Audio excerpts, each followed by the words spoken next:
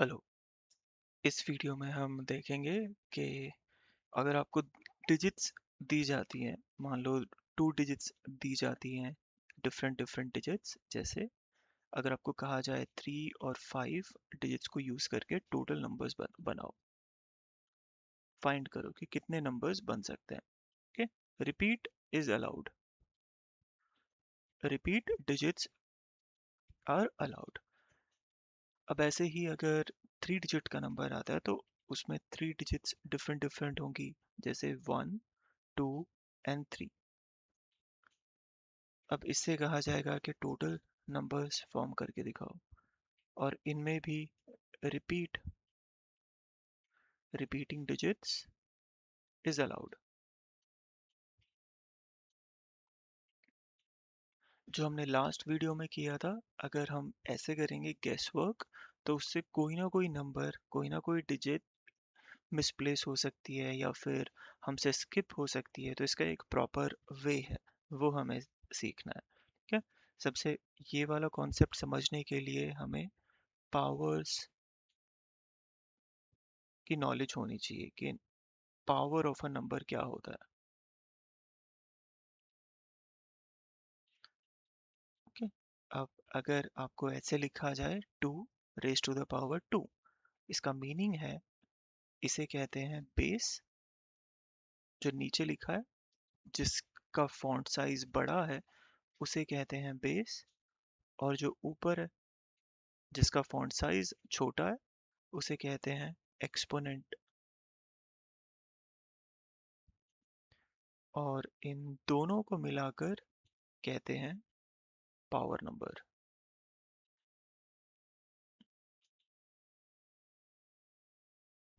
Okay, अब इसका meaning क्या होता है, जैसे अगर आपको कहा जाए 3 रेज्ड टू द पावर 2, इसका मीनिंग है राइट बेस, और बेस यहाँ पे क्या है 3,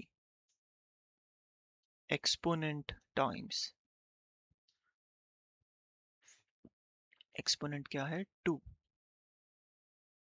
अब इस लाइन का क्या मीनिंग है, राइट बेस, बेस इज 3, उसे हमें कितनी बार लिखना है, एक्सपोनेंट टाइम्स, एक्सपोनेंट है 2, तो बेस को 2 टाइम्स लिखो।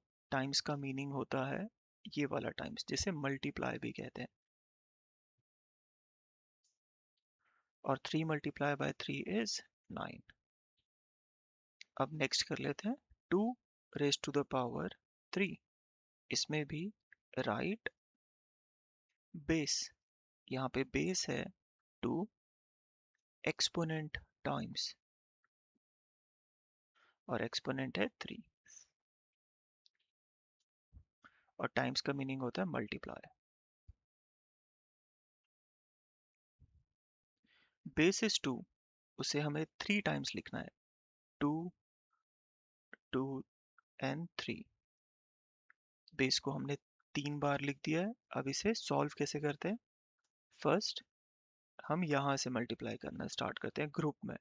फर्स्ट इन दोनों को सॉल्व करो, 2 2 इज 4, 2 इज ऑल्सो रिमेनिंग, ये वाला जो 2 है वो मल्टीप्लाई करना रह गया, तो इस 4 को इससे मल्टीप्लाई करो, 4 2 = 8, सो 8 is the answer.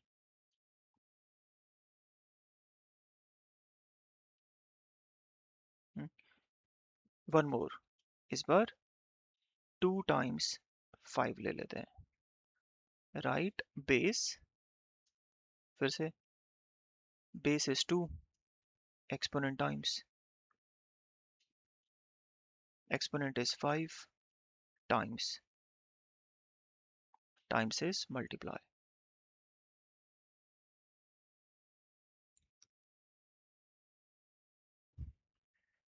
So let's write 2 5 times, 2 2 2 2 and 2 5 times, और times का मीनिंग होता है is multiply, multiply सबके बीच में लगा दो।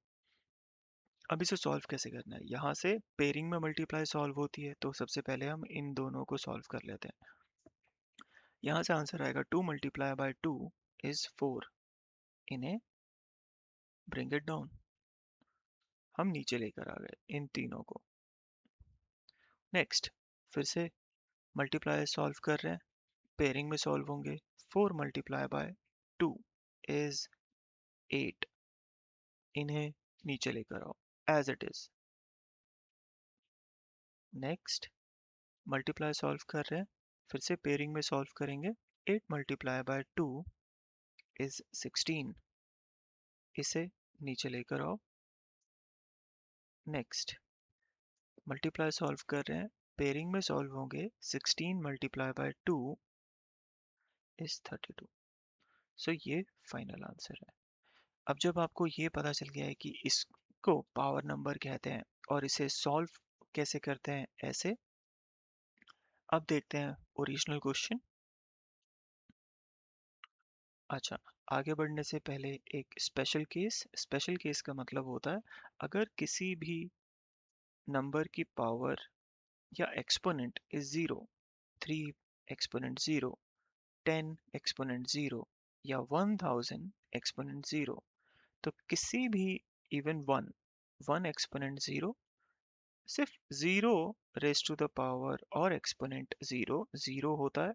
अदरवाइज ये सब यहाँ तक इज इक्वल टू 1। किसी भी नंबर की एक्सपोनेंट अगर जीरो है उसका मीनिंग होता है 1। ओके, इसे सॉल्व कैसे करते हैं वो इम्पोर्टेंट नहीं है आपके सिलेबस के लिए, वो हम जब हायर क्लासेस में आप जाओगे वहां पे इट मेक सेंस। तो अभी के लिए आप इसे याद कर लो कि किसी भी बेस की एक्सपोनेंट अगर जीरो है that means it's equal to 1। सिर्फ जीरो का एक्सपोनेंट अगर जीरो है विच मीन्स इट्स जीरो, क्योंकि बेस ही जीरो है तो आंसर भी zero. Okay, let's solve. How many numbers we will make of two different digits? Suppose digits हैं 1 and 2 और हमें कहा जाता है कि repeating digits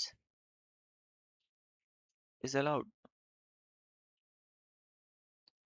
मतलब 22 and 11 are allowed। ठीक है, अब इसे लिखने का ऐसे तरीका हम गेस कर सकते हैं। First is a guess work. चलो गेस वर्क कर लेते हैं। हमें लगता है कि 11 भी आ सकता है, 12 भी एक नंबर है, 21 भी एक नंबर है और 22 भी एक नंबर है। हम सिर्फ डिजिट को स्वैप कर रहे हैं, कभी ये यहाँ, कभी ये रिपीट हो रहा है, कभी ये रिपीट हो रहा है, फिर से स्विच। ये हुआ गेस वर्क। अब जब बात आती है 3 डिजिट नंबर्स की, डिजिट्स अगर कर दिए जाएं टोटल 1 2 एंड 3, अब अगर गेस वर्क करेंगे तो कोई ना कोई नंबर रह सकता है। ठीक है? इस बार भी रिपीट इज अलाउड, तो चेक करते हैं क्योंकि रिपीट अलाउड है 111 और सिर्फ 3 डिजिट नंबर बनाना है हमें। यहाँ पे 2 डिजिट नंबर बनाना था। नंबर को NO डॉट पे लिखते हैं, फिर 222, फिर 333, फिर हम गेस कर रहे हैं 123 भी आ सकता है, 133 भी आ सकता है, 122 या फिर 221 या फिर 331 या फिर 212 या फिर 232। ऐसे कर करके हमें कितना सोचना पड़ रहा है और कैसे पता चलेगा कि नेक्स्ट क्या आने वाला है, और हो सकता है जो आप सोच रहे हो नेक्स्ट क्या वो रिपीट हो चुका हो, है ना। तो गेस वर्क जो होता है it's a risky work, not a smart work, not a smart work. इसलिए गैस अवॉइड करना चाहिए, है? अब इसका एक वे है इसे सॉल्व करने के लिए, वो हम नेक्स्ट वीडियो में देखेंगे। Thank you.